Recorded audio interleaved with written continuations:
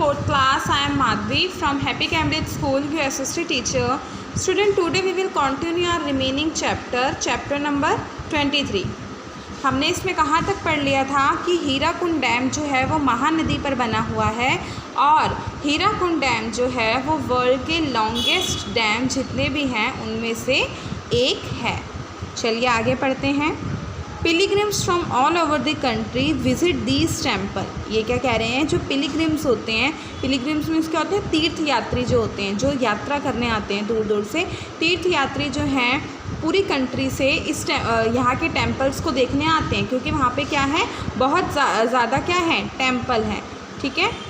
Majority of the population is engaged in fishing and farming. वहाँ की जो ज़्यादातर जनसंख्या है वो किस में व्यस्त है, फ़िशिंग यानी कि मछली पालन में, और फार्मिंग यानी कि खेती में। ज़्यादातर लोग जो है वो खेती करते हैं और मछली पालन करते हैं। ठीक है। Besides mining and weaving are the other occupation. उसके अलावा जो हमारा माइनिंग है और वीविंग है वो हमारे अदर ऑक्यूपेशन भी हैं। पीपल मोस्टली स्पीक ओरिया। वहाँ के जो मोस्टली लोग हैं वो क्या कौन सी लैंग्वेज बोलते हैं, ओरिया लैंग्वेज बोलते हैं। Odissi is the classical dance of the Orissa. Orissa का क्लासिकल डांस कौन सा है, उड़ीसी है। ठीक है। Filigree work of Orissa is widely famous.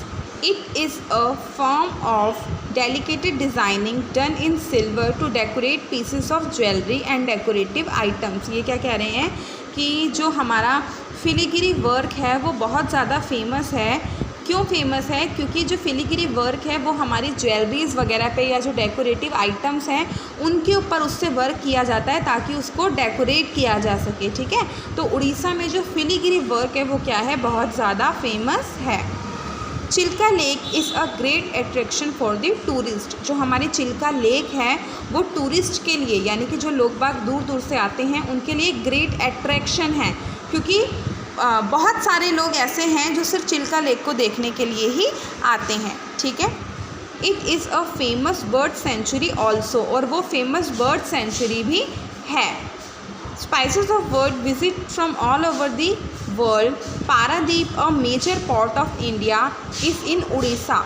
आपको पता है हमारा मेजर पोर्ट है पारादीप, है ना, पहले भी पढ़ाया था। वो कहाँ पर है, उड़ीसा में है। ठीक है। पोर्ट क्या होते हैं, बंदरगाह वगैरह होते हैं। जैसे मान लो अगर आपको कहीं पर जाना है तो आप ट्रेन से अगर जा रहे हो तो पहले आपको रेलवे स्टेशन जाना पड़ेगा, वहीं से आप ट्रेन पिकअप करोगे। ऐसे ही जो हमारे पोर्ट वगैरह होते हैं, अगर हमें कोई जो हमारा सामान है वो एक कंट्री से दूसरे कंट्री में भेजना है वाटर वे के थ्रू, तो उसके लिए पहले हमें क्या जाना पड़ता है, पोर्ट पर जाना पड़ता है। सी पोर्ट्स जो होते हैं, और उसी से जो हमारा सामान होता है वो लोड होता है और वह जाकर अनलोड भी होता है। तो पारादीप क्या है, एक मेजर पोर्ट है इंडिया का, जो कहाँ पर है, उड़ीसा में है। ठीक है। Shravan Purnima is an important festival of the people here. Orissa के लोगों का इम्पॉर्टेंट फेस्टिवल कौन सा है, श्रवण पूर्णिमा जो है वहाँ के लोगों का इम्पॉर्टेंट फेस्टिवल है। ठीक है। आप देखेंगे, आपको इस पिक्चर में दिख रहा होगा, ये टेम्पल दिख रहा है, सन टेम्पल है। ठीक है। तो वहाँ पर टेम्पल्स जो हैं वो बहुत ज़्यादा हैं और वो जो है टेम्पल्स के लिए ही फेमस है। दूर दूर से लोग सिर्फ वहाँ के टेम्पल्स को देखने के लिए आते हैं। ठीक है। Union territory of group more than 300 island of eastern coast in the Bay of Bengal is known as the Andaman Nicobar Island। देखो अभी आपको क्या बता रहे हैं, पहले इन्होंने आपको क्या पढ़ाया था, पुडुचेरी के बारे में पढ़ाया था। अभी आपको बता रहे हैं अंडमान एंड निकोबार आइसलैंड। ठीक है। और अंडमान और निकोबार आइसलैंड जो है वो हमारा कहाँ पर है, बे ऑफ बंगाल में है। और ये कम से कम कितने आइसलैंड्स का ग्रुप है, 300 आइसलैंड का ग्रुप है जो हमारे ईस्टर्न साइड में है। मैंने आपको क्या बताया था कि जो हमारी कोस्ट लाइन है वो ईस्टर्न साइड भी है और वेस्टर्न साइड भी है। ठीक है।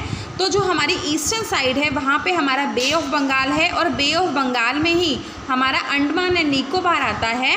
तो जो हमारा अंडमान एंड निकोबार है वो कहाँ पर सिचुएटेड होगा, ईस्टर्न कोस्टल लाइन में। ठीक है। तो अब हम इसमें इस चैप्टर में किसके बारे में पढ़ेंगे, अंडमान और निकोबार आइसलैंड के बारे में पढ़ेंगे। तो आगे इसके आगे कंटिन्यू हम नेक्स्ट क्लास में करेंगे। तब तक आपका होमवर्क क्या है, जितना आपको पढ़ाया है आप उसको घर से अच्छे से पढ़ेंगे। और अगर कोई भी प्रॉब्लम होती है तो हम उसको नेक्स्ट क्लास में डिस्कस करेंगे। Okay, thank you.